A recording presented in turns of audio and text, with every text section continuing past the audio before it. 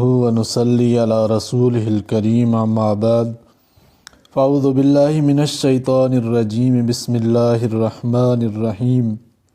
وأقسموا بالله جهد أيمانهم لئن جاءتهم آية ليؤمنن بها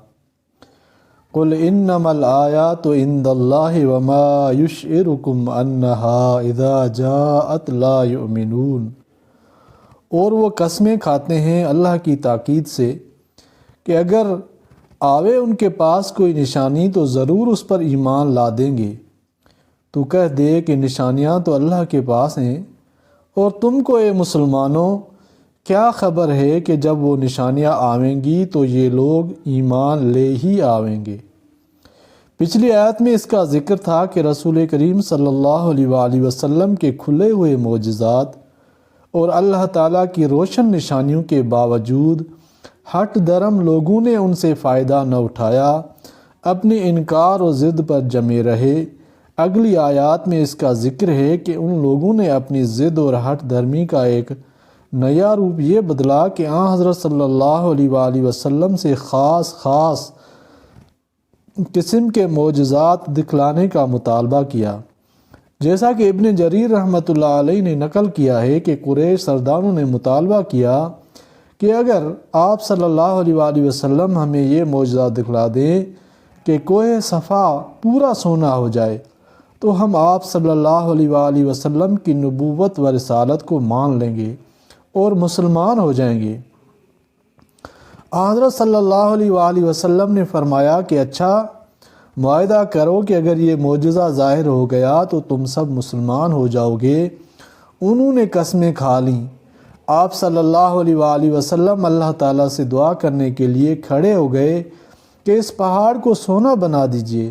حضرت جبرائیل علیہ السلام وحی لے کر آئے کہ اگر آپ صلی اللہ علیہ وآلہ وسلم چاہیں تو ہم ابھی اس پورے پہاڑ کو سونا بنا دیں،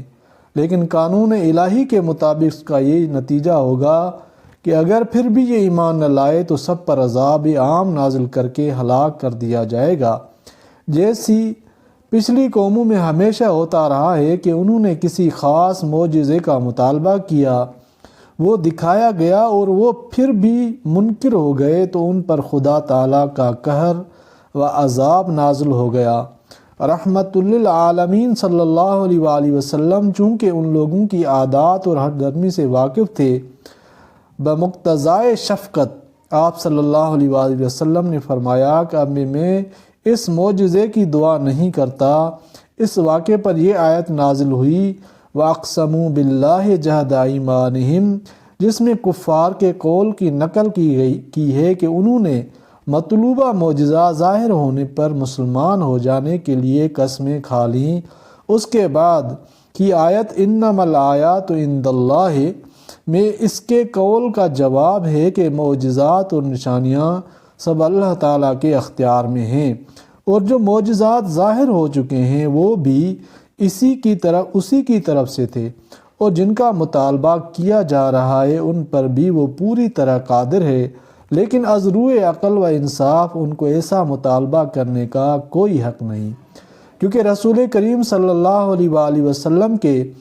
رسول ہونے کے مدعی ہیں، اور اس دعوے پر بہت سے دلائل اور شہادتیں معجزات کی صورت میں پیش فرما چکے ہیں۔ اب دوسرے فریق کو اس کا حق ہے کہ ان دلائل اور شہادتوں پر جرح کرے، ان کو غلط ثابت کرے، لیکن ان پیش کردہ شہادتوں میں کوئی جرح نہ کریں اور پھر یہ مطالبہ کریں کہ ہم تو دوسری شہادتیں چاہتے ہیں۔ یہ ایسا ہوگا جیسا عدالت میں کوئی مدعا علیہ مدعی کے پیش کردہ گواہوں پر تو کوئی جرح نہ کرے، مگر یہ کہے کہ میں تو ان گواہوں کی شہادت نہیں مانتا، بلکہ فلاں معین شخص کی ہی گواہی پر بات مانوں گا۔ اس کو کوئی عدالت قابل سماعت نہ سمجھے گی۔